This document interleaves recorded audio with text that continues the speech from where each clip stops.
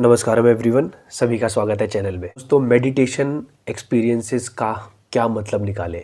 बहुत सारे लोग जो नए मेडिटेशन में अभी आ रहे हैं, जो शांभवी महामुद्रा में दीक्षा ले रहे हैं या जो लिंग भैरवी देवी साधना कर रहे हैं, ऐसे लोगों को उनके जीवन में कुछ एक्सपीरियंसेस होने लगे हैं।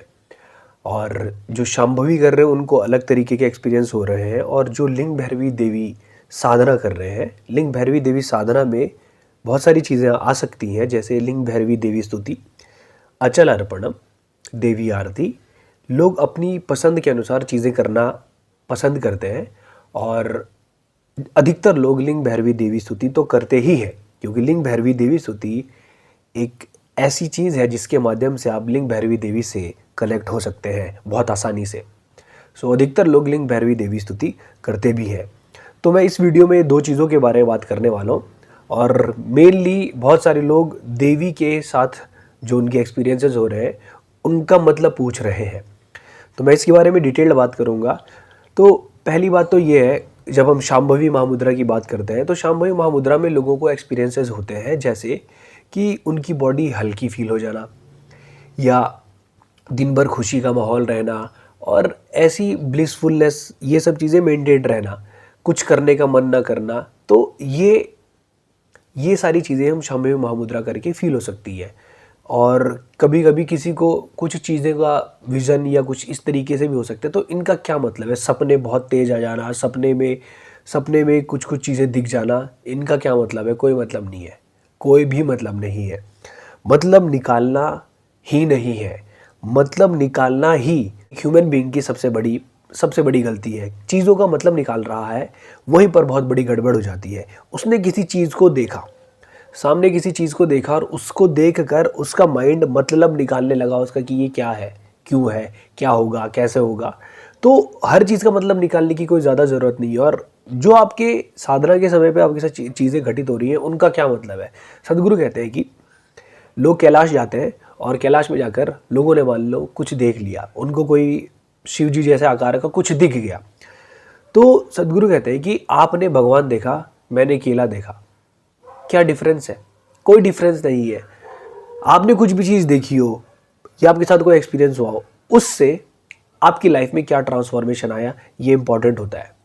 ओके, अब थोड़ा आगे चलते हैं। हम लिंग भैरवी देवी जो साधना कर रहे हैं उन लोगों के बारे में बात कर लेते हैं। बहुत सारे लोग हैं, देखो अभी जो बातें यहाँ पे करने वाला हूँ, ये करने के बाद अपने माइंड में फैंटेसीज क्रिएट मत करना, बिल्कुल भी फैंटेसीज क्रिएट मत करना, क्योंकि माइंड से ही हमें दूर जाना है, माइंड से ही हमें मुक्ति चाहिए। तो फैंटेसीज क्रिएट करना कि मेरे साथ भी ऐसा हो जाएगा तो क्या हो गया, कुछ भी नहीं होता।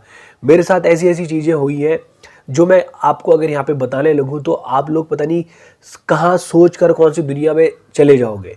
तो मैं ये चीज़ें कभी भी इस जगह पर, इस प्लेटफॉर्म पे बयां नहीं करने वाला हूँ जिनसे आपके फैंसी थॉट्स आप अपने माइंड में क्रिएट करने लगो।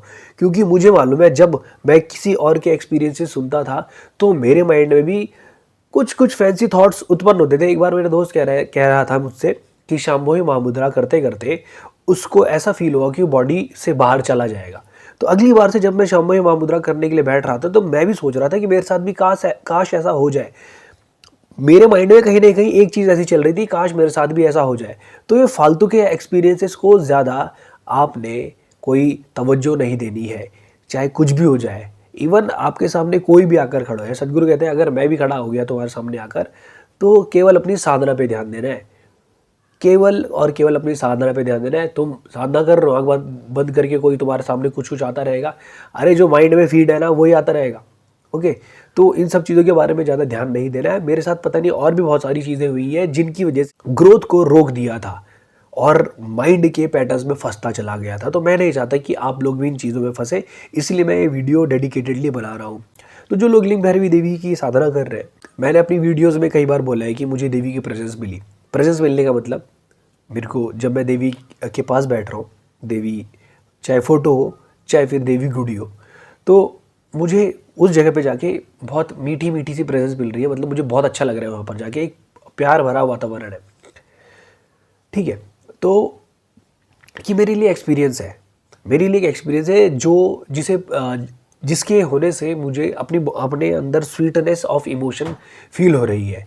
ये फील हो रहा है मुझे, पर मैं इसके लिए अब क्रेविंग नहीं कर ला रहा हूँ। और मैंने मैंने मैं आपको ये बताता हूँ कि मैंने और लोगों के एक्सपीरियंसेस भी सुने थे जो लिंग भैरवी देवी साधना कर रहे हैं, लेकिन मेरे मेरे अंदर कभी ये क्रेविंग नहीं हुई कि मुझे भी वो मिल जाए, मुझे भी वो मिल जाए। नहीं, तुम्हारा काम है केवल साधना करना।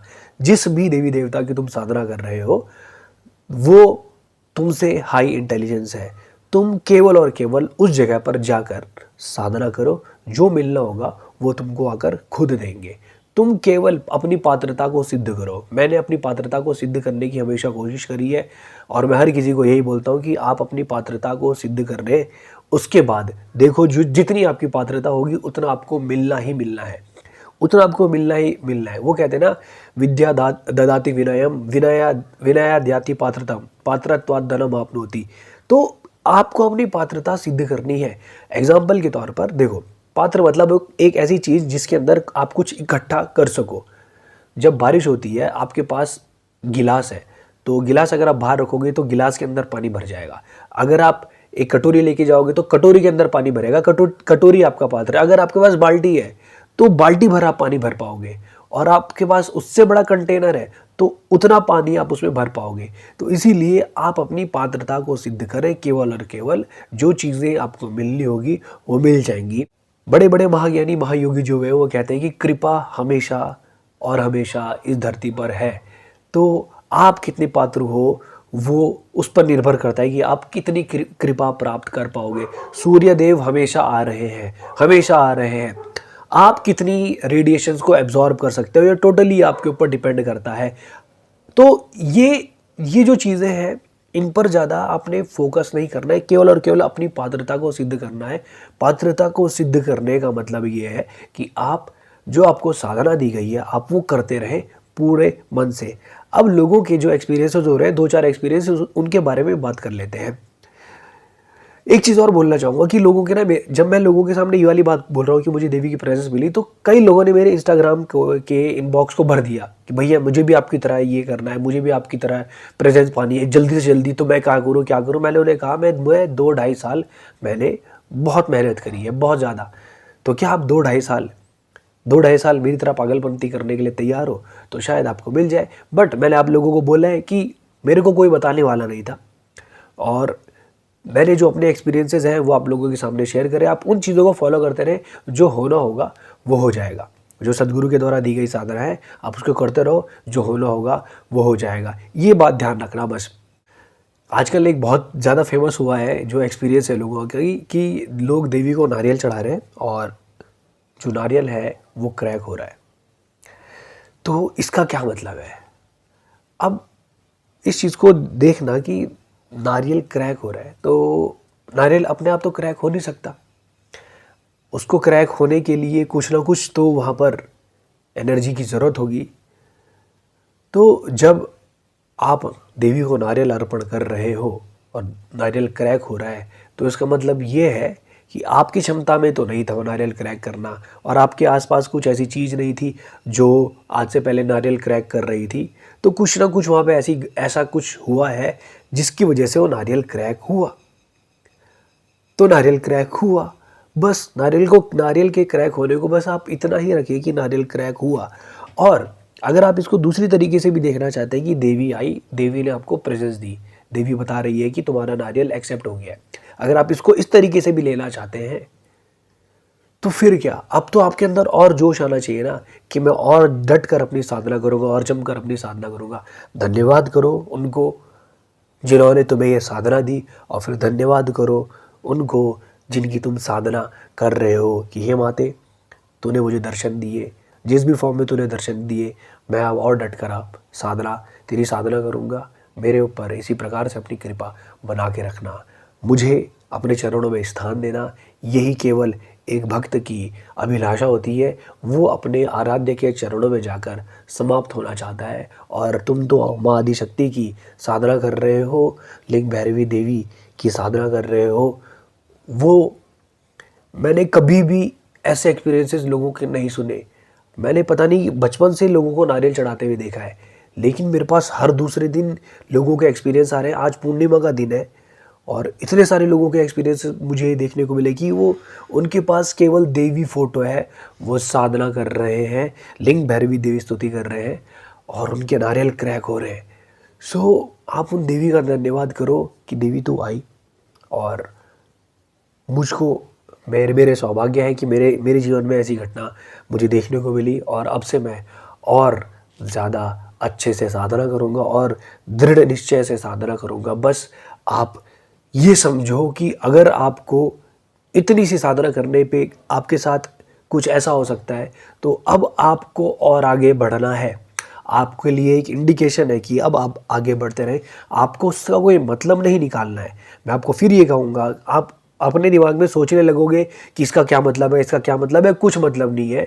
जो आपके लिए नारियल क्रैक कर सकते हैं, उनके अंदर इतनी क्षमता है कि वो आपको ये भी बता सकते हैं कि अगला स्टेप क्या होगा। तो आपको चुपचाप अपनी साधना करनी है। और मैं आपको एक और बात बताता हूँ कि आपके गुरुदेव जो है वो सद्गुरु हैं, और आपने ये चिंता नहीं करनी है कि मेरे को अगले स्टेप में क्या करना होगा। He is always there to guide you. आप ही नहीं हो जो उनकी द्वारा दी गई साधना कर रहे हो। केवल उन लोगों के लिए सद्गुरु अवेलेबल नहीं है। हर व्यक्ति जो साधना करना चाहता है या साधना कर रहा है, अपनी लाइफ में अपनी लिमिटेशंस को ब्रेक करना चाहता है, उन सब के लिए सद्गुरु अवेलेबल है। अलग अलग तरीके से लोगों के लिए अवेलेबल है। तो आप तो बड़े सौभाग्यशाली हैं कि आप उन्हीं के द्वारा दी गई जो साधना है उनको आप कर रहे हैं। तो आप बिल्कुल भी चिंता ना करें, निश्चिंत रहें। ये मैं आपको अपने एक्सपीरियंस से कह रहा हूँ। आज से 5 साल पहले मैं कहाँ था और वो मेरा हाथ पकड़कर मुझे कहाँ तक ले आए हैं।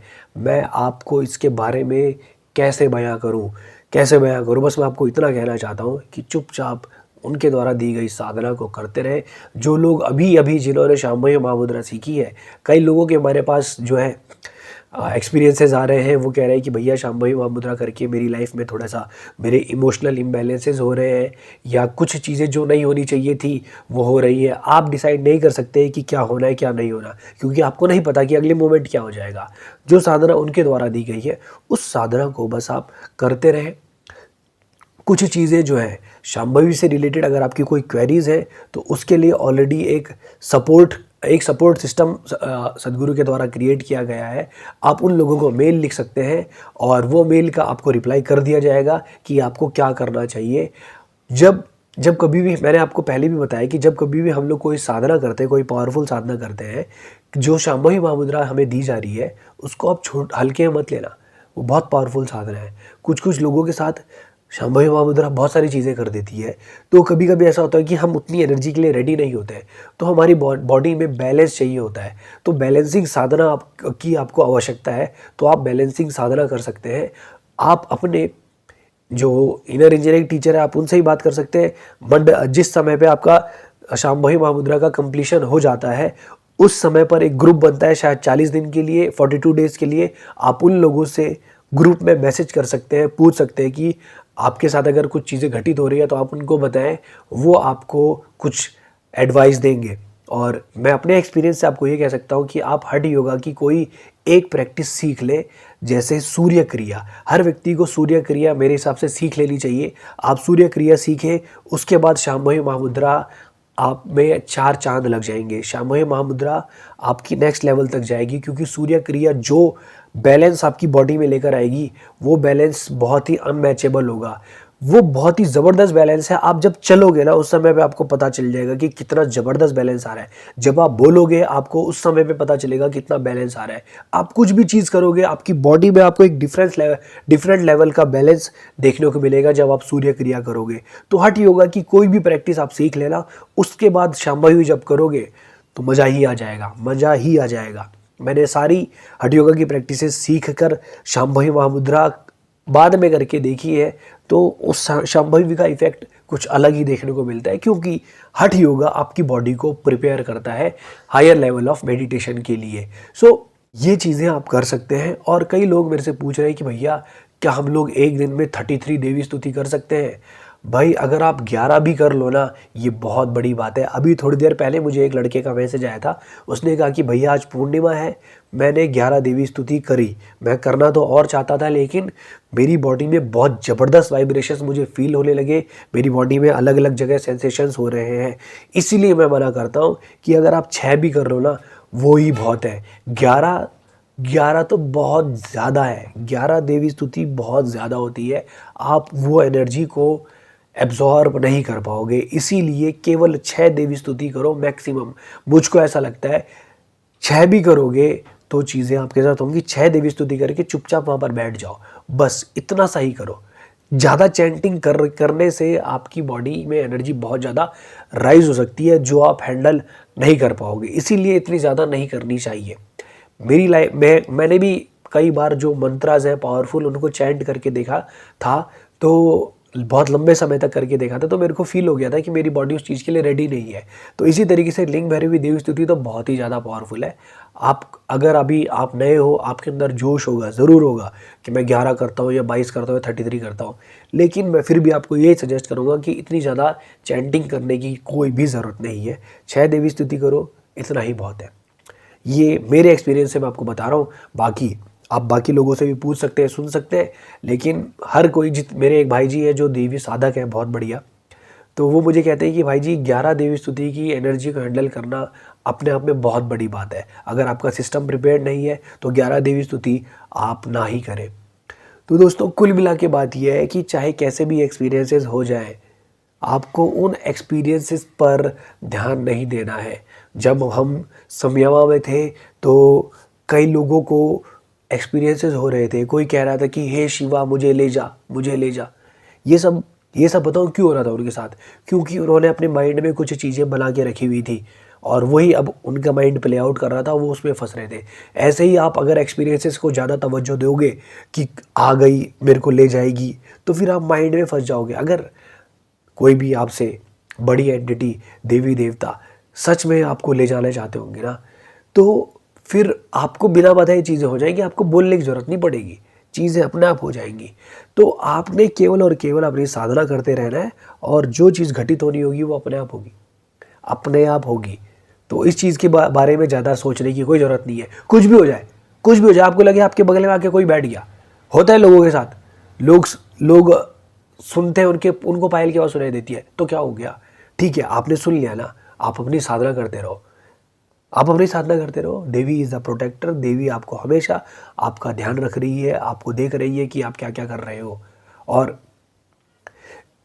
अनेकों अनेकों चीज़ें हैं, लोगों को सपने, जब देवी साधना कर रहे हैं तो कई लोगों के मैसेजेस मुझे आ रहे हैं कि भैया मेरे सपने फास्ट फॉरवर्ड हो गए।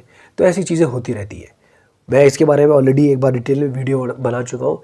सदगुरु ने एक यंत्र क्रिएट किया था जिसका नाम था ड्रीम यंत्र। ड्रीम यंत्र इसलिए क्रिएट किया गया था कि जब आप नींद में हो तो नींद में ही आपके कुछ जो कर्मा है उनको बर्न कर दिया जाए। वो ड्रीम यंत्र का काम था। उन लोग सो रहे हैं, लेकिन जब वो सो के उठ रहे हैं तो उनको बहुत थकावट महसूस हो रही है, क्योंकि जब वो रात भर सोए हैं तो उस समय पर भी कि जो कार्मिक बर्निंग थी वो हमेशा चल रही थी। तो अगर आपके साथ भी ऐसा हो रहा है कि भाई मैं ध्यान लिंग के मंदिर गया तो सब मेरे थॉट्स बहुत तेज होने लगे थे, ये बहुत अच्छे साइन है कि थॉट बहुत तेज चल रहे हैं, आपको पता भी नहीं चल रहा है, बहुत ज़्यादा तेज थॉट्स चल रहे हैं। जब आप साधना कर रहे हो तो आपके थॉट्स मल्टीप्लाई हो गए हैं। ये तो मुझे लगता है कि बहुत सही बात है कि हाँ, आपकी साधना कुछ चीज़ों को फास्ट फॉरवर्ड कर रही है। तो इन सब चीज़ों पे बहुत ज़्यादा ध्यान भी नहीं दे रहे हैं और कर्मा इन सब चीज़ों के बारे में ज़्यादा आपने पढ़ना भी नहीं है। मतलब इन चीज़ों को बहुत ज़्यादा डिटेल में चले गए, अभी ऐसा कुछ नहीं करना है। और मैं आपको सही बोल रहा हूँ, जितनी कम चीज़ों को आप पढ़ोगे उतना ज़्यादा फ़ायदे में रहोगे। क्योंकि अब मैंने किताबों को पढ़ना, ये सब चीज़ों को पढ़ना छोड़ दिया है। ज़्यादा ज़रूरत नहीं है इन सब चीज़ों की, कोई ज़रूरत नहीं है, कोई भी ज़रूरत नहीं है। आप अपनी साधना करते रहो, जो जो पत्ते खुलने होंगे धीरे धीरे सब खुलते जाएंगे, सब खुलते जाएंगे। हठ योगा पूरी मेहनत से करो, भैरवी देवी साधना सबसे पहले करो, और हो सके तो भूत शुद्धि सीख लो। जो भी चीज़ें आपके काम की होंगी वो सारी चीज़ें, वो सारे दरवाजे आपके लिए खुलते जाएंगे। फालतू की चीज़ें सोचने की कोई भी ज़रूरत नहीं है। एक्सपीरियंस, चाहे शिव जी उतर जाए यहाँ पर आके, तुम्हारे सामने शिव जी आ जाए, सदगुरु ने कहा है कुछ नहीं, तुम्हें अपनी साधना करनी है। सदगुरु इज़ ऑलवेज प्रेजेंट, तुम्हें अपनी साधना करनी है। और अगर शिव जी ने तुम्हें ले जाना होगा तो तुम्हें बिना बुलाए ले जा लेंगे वो, ठीक है। तुम्हारे माइंड में पिक्चर नहीं बनेगी उनकी, ही विल क्योंकि तुमने उनको कभी देखा ही नहीं है। जब तक तुमने देखा ही नहीं तो वो तुम्हारे अनुसार कैसे प्रकट हो सकते हैं। इस चीज़ को भी समझ लेना। तुमने उनको कभी नहीं देखा, और जो तुम्हारे माइंड में पिक्चर है अगर वही तुम्हारे सामने आ रही है तो इसका मतलब ये है कि वो झूठ है। तो इन सब चीज़ों के ज़्यादा चक्कर में मत पड़ो। मुझे ये सपना आया इसका मतलब निकालने लगे, कुछ मत करो। ये सब करने की ज़्यादा ज़रूरत नहीं है। सदगुरु की जो बुक है ऑफ मिस्टिक्स एंड मिस्टेक्स, उसमें सदगुरु ने ये बोला है कि हम सपनों के मतलब निकाल सकते हैं, पर निकालने का कोई फ़ायदा नहीं है, वो आपको और ज़्यादा परेशान कर देगा, उलझा देगा। तो इसीलिए सपनों के पीछे, एक्सपीरियंसेस के पीछे अपना टाइम वेस्ट मत करो, साधना करते रहो। जो चीज़ें घटित होनी होगी वो अपने आप हो जाएंगी, जो चीज़ें आपके सामने आनी होगी वो भी आ जाएंगी। अगर आपको कभी भी कोई कन्फ्यूज़न लगता है तो आप सदगुरु को याद करो कि मुझे कन्फ्यूज़न हो रहा है, आप मेरे इस कन्फ्यूज़न को क्लियर करें। और सदगुरु प्रेजेंस टाइम में आप ये कर सकते हैं। सदगुरु का प्रेजेंस टाइम शाम को 6:20 से 6:30 वाला है, या सुबह 6:20 और 6:30। वैसे तो ही इज़ ऑलवेज प्रेजेंट, बट ये टाइम सबसे ज़्यादा अवेलेबल रहते हैं वो। तो आप उस समय पर बैठकर अपनी समस्या उनको बता सकते हैं। आपको जो सॉल्यूशन चाहिए होगा वो सॉल्यूशन अवश्य मिल जाएगा। क्योंकि आप अगर साधना को लेकर स्ट्रेसफुल हैं, सदगुरु विल ऑलवेज आंसर। मेरे साथ तो ये हुआ है, हर बार हुआ है, हर बार ही हैज़ टेकन केयर। तो आपके गुरु जो है वो बहुत बहुत बहुत ऊंचे दर्जे के हैं। आपकी देवी जिनकी आप साधना कर रहे हो, उनके बारे में तो मेरी बोलने की कोई क्षमता नहीं है। तो आप निश्चिंत होकर बस साधना करते रहे। माँ आदिशक्ति को सरेंडर करें, लिंग भैरवी देवी के सामने सरेंडर करें, बोले जो भी हो रहा है तू देख, और Sadhguru is always there, don't worry. मिलेंगे फिर आपसे अगली वीडियो में। किसी और टॉपिक के ऊपर वीडियो चाहते हैं तो प्लीज़ कमेंट सेक्शन में कमेंट करके बताइएगा, उस टॉपिक पे मैं वीडियो बनाने की कोशिश करूँगा। मिलते हैं आपसे अगली वीडियो में, तब तक के लिए नमस्कारम, धन्यवाद।